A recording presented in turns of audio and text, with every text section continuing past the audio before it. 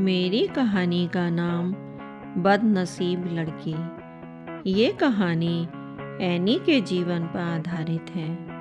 Any का जीवन कड़वाहटों से भरा हुआ था। सच में उम्मीदों से बंधा एक जिद्दी परिंदा है इंसान, जो घायल भी उम्मीदों से है और जिंदा भी उम्मीदों पर है। पहाड़ियों की सर्द हवा और ठिठुरन जैसे एनी के शरीर में चुप सी रही थी।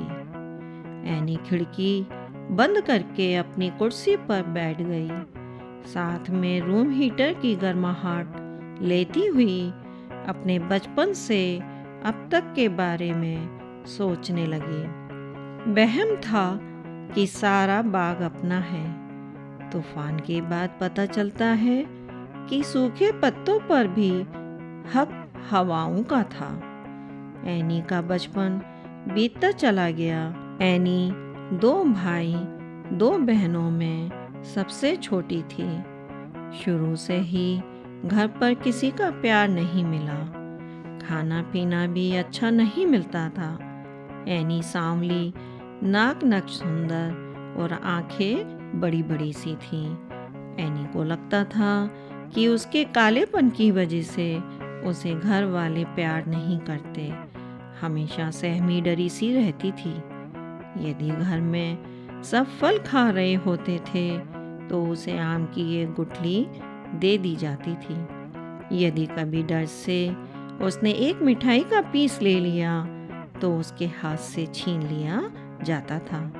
एनी जब स्कूल जाती तो उसकी मम्मी बोल देती थी कि सुन एनी, पहले काम करो, उसके बाद स्कूल जाओ।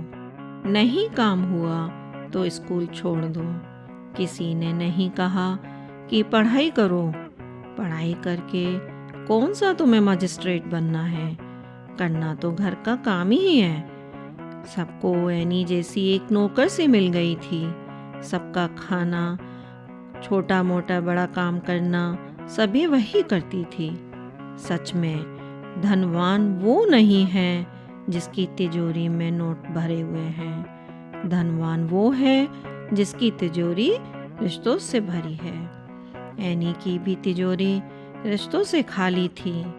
धीरे धीरे भाइयों की शादी हो गई थी। भाभियों की वजह से भाई नफरत करने लगे थे, तो भाई का प्यार बिल्कुल खत्म हो गया था। एक दिन एनी को साइकिल चलाते हुए उसके भाई ने देख लिया तो थप्पड़ मारकर भाई बोलता है कि साइकिल चलाते हुए देख ना ले। यदि चलाते हुए मिल गई तो ट्रक से कुचल कर मार देंगे, और यदि बाजार में भी देख लिया तो मारते हुए घसीट कर घर लाऊंगा। सच में मत पूछो मेरा कारोबार क्या है। मोहब्बत की दुकान है नफरत के बाजार में। एनी के घर वालों ने शादी करने के लिए लड़का ढूंढना शुरू कर दिया था। लड़का कहीं छोटा मैनेजर था। लड़के के घर परिवार वगैरह देखे शादी कर दी। शादी करके उन्होंने जैसे उससे पेंट छुटा लिया हो और एनी की परवाह करनी बंद कर दी। घर वालों को जैसे एनी से मुक्ति मिल गई। एनी से बोले, हम तेरी शादी बहुत ही अच्छे लड़के से कर रहे हैं। सच में कोई विश्वास तोड़े उसका भी धन्यवाद करो, क्योंकि वही लोग हमें सिखाते हैं कि विश्वास भी सोच समझ कर करना चाहिए। ससुराल में पहुंचते ही एनी को कष्ट मिलने लगे। सास मेंटल टॉर्चर करने लगी। सच में किस्मत इतनी अच्छी है मेरी, खुशियों का तो पता नहीं, लेकिन दुख हमेशा टाइम पर आ जाता था। ददिया सास भी एनी को डांटने लगी थी। बोलती, तू तो मेरे पोते के पैर की धोबन भी नहीं, मैं तो दूसरी शादी कर दूंगी। एनी अपने पति निरंजन से शिकायत करती तो वह भी मारपीट करने लगा। एनी बोलती, दुनिया में संभलना हमें भी जानते हैं, पर ठोकर भी तुम जैसे पत्थर से लगी जिसे हम अपना मानते थे। एक दिन अचानक निरंजन को खून की उल्टी होने लगी। उसे डॉक्टर को दिखाया तो पता चला उसे कैंसर है। सच में मोह के बिना दुख होता ही नहीं। जब भी दुख होता है मोह से होता है। खुशी मेरी तलाश में दिन रात यूं ही भटकती रही। कभी उसे मेरा घर ना मिला, कभी उसे हम घर पर ना मिले। निरंजन को हर हफ्ते डॉक्टर को दिखाने के लिए ले जाती थी। पैसे की तंगी होने लगी थी तो जिस मकान में रहती थी उस मैम के घर का काम करने लगी थी। वह भी एनी को तंग करने लगी। कभी गालियां देती या सबके सामने उसकी बेइज्जती करती। खाना खिलाते समय यदि रोटी ज़्यादा सिक जाती थी तो फेंक कर मारती, तू इसे खा ले। एनी डरी सहमी उसका काम करती, नीचे मुंह करके सहती रहती थी। एनी की बहन ने उसे समझाया कि घटिया लोगों की सबसे बड़ी पहचान यह है, उन्हें आप जितनी ज़्यादा इज्जत दोगे वे आपको उतनी ही ज़्यादा तकलीफ देंगे। सब्जी बनाते हुए नमक ज़्यादा हो गया तो दही और सब्जी को दीवार पर फेंक देती थी और मैम बोलती, ले अब दीवार साफ कर। और कोई आ जाता तो एनी को आवाज़ लगाती, एनी चाय बना कर लाओ। जब एनी चाय टेबल पर रखती तो उस मेहमान के सामने बोलती, तो अपने रंग जैसी चाय बना कर लाई है क्या?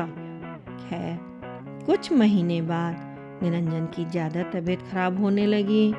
उसे हॉस्पिटल एडमिट कराया तो डॉक्टर ने जवाब दिया कि अब निरंजन इस दुनिया में नहीं है। सच में मौत को कभी देखा तो नहीं, शायद वे बहुत खूबसूरत होगी। कमबख्त जो भी उससे मिलता है जीना ही छोड़ देता है। निरंजन के जाने के बाद जैसे एनी टूट सी गई, लेकिन डांट अभी भी पड़ती थी।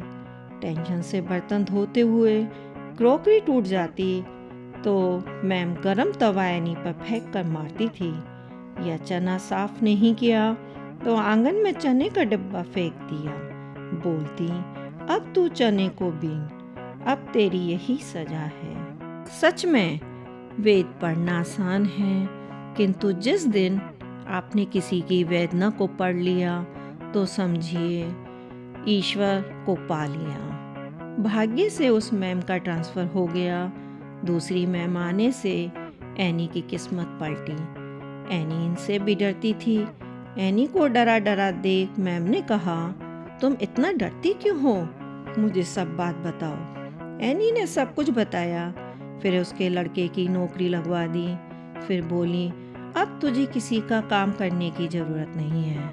सच में जिंदगी मेरे कानों में अभी होले से कह गई, उस रिश्तों को थामे रखना जिनके बिना गुजारा नहीं। एनी अभी सोच ही रही थी कि उसकी मैम की आवाज़ उसके कानों में पड़ी। कह रही थी, तुम अपने मकान में जाओ, अब तुम्हारा लड़का काम करने लगा है, अब तुम थक सी गई हो। और सुनो, फकीरों की शोबत में बैठा कीजिए साहब, बादशाही का अंदाज खुद ब खुद आ जाएगा। घर जाकर अपने बच्चों को बोलती है, चलो बच्चों थोड़ा सुकून से जिया जाए, जो दिल दुखाते हैं उनसे थोड़ा दूर रहा जाए। अब एनी अपने घर चली जाती है। पहाड़ों के घर में वह सुकून से रहने लगती है। तभी उसके कानों में पोते की आवाज़ आती है, अम्मा क्या सोच रही हो, खाना खा लो। अपनी यादों से निकलकर चौंक कर बोली, अरे बेटा रात हो गई है क्या? आती हूँ। सच में अब मत खोलना मेरी जिंदगी की पुरानी किताबों को। जो था वो मैं रही नहीं, जो हूँ वो किसी को पता नहीं। मेरा तो आप सभी से यही कहना है, ज़्यादा कष्ट सहकर चुप भी नहीं रहना चाहिए। बदल जाओ वक्त के साथ या वक्त बदलना सीखो। मजबूरियों को मत कोसो, हर हाल में चलना सीखो। आप सभी ये कहानी सुनकर सब्सक्राइब, लाइक और शेयर करना ना भूलें।